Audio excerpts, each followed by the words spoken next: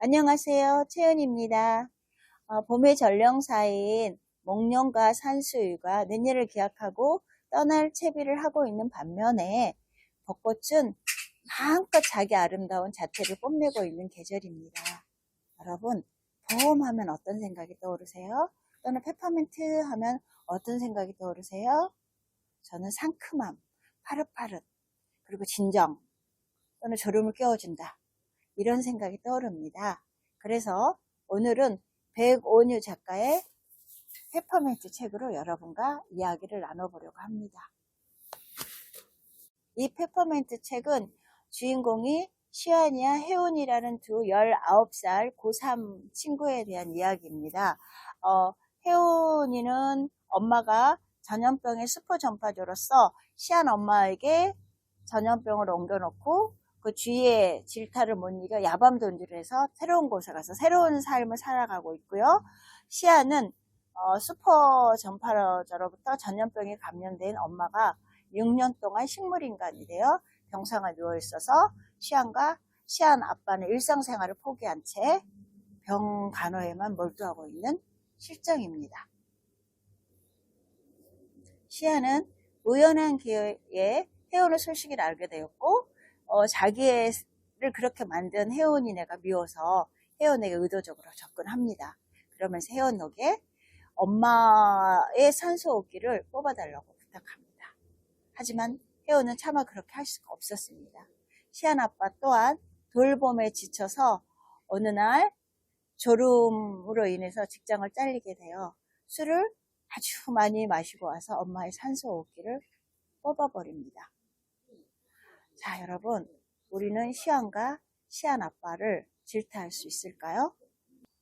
여기서 생각해 보아야 될 것은 식물인간에 대한 돌봄 문제입니다. 요즘은 연명치료 중단 포기각서가 있어서 가족들에게 되도록 피해를 주지 않으려고 하지만 가족들이 과연 그걸 쉽게 할 수 있을까요?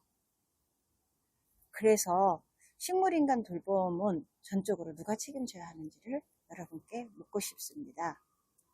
또한 이 페퍼민트 책에는 이 시안과 시안 아빠가 식물인간 엄마의 돌봄 문제뿐만 아니라 혜원 오빠의 강아지의 돌봄, 또는 시안 엄마가 식물인간이 되기 전에 시안에게 자기가 키우던 하초에 대한 돌봄 문제, 이런 문제도 나오고요. 슈퍼 전파자의 신상 공개에 대한 문제도 나옵니다. 또한 덧붙여서 노후 대책이 되어 있지 않는 부모에 대한 자식의 돌봄, 이 많은 것들을 생각하게 하는 책이 이 책입니다. 우리의 현실을 살펴봐도 여성이든 남성이든 아이를 낳고 돌보고, 양가 부모님이 편찮으시면 돌보고, 양쪽 배우자 중 한 명이 아프면 돌보아야 하는 것이 오늘날의 현실입니다. 돌봄 문제는 결코 가볍게 넘어가서는 안 될 것 같다는 생각이 듭니다. 이 페퍼민트 책은요, 굉장히 짧고 간결하고 담백한 책입니다. 또한 작가의 메시지가 확실히 드러난 책이기도 하고요. 군더더기가 없습니다. 여러분, 페퍼민트 책을 한번 읽어보시고 돌봄 문제에 대해서 또는 슈퍼 전파자의 신상 공개 문제에 대해서 생각해 보실 수 있는 시간이 되시기를 바랍니다. 그렇다면 여러분은 이 페퍼민트에 나와 있는 시안과 시안이 아빠가 처해 있던 환경에서 누군가를 돌볼 준비가 되어 있을까요?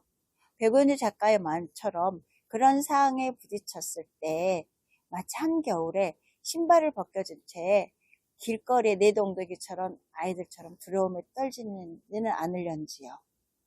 아니면 모든 걸 포기하고 현실에 적응하고 돌볼 채비가 되어 있을까요?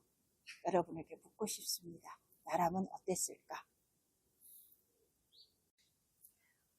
돌봄 문제는 비단 오늘날의 문제뿐만이 아니었습니다. 과거에도 그 옛날에도 돌봄에 대한 문제는 있었습니다. 하지만 오늘날에는 심각한 저출산 고령화 시대에 살고 있습니다. 이런 저출산 고령화 시대를 살아가고 있는 우리들에게 과연 돌봄의 책임은 또는 돌봄의 주체는 누가 되어야 할까요? 여러분에게 질문을 던지면서 마치겠습니다.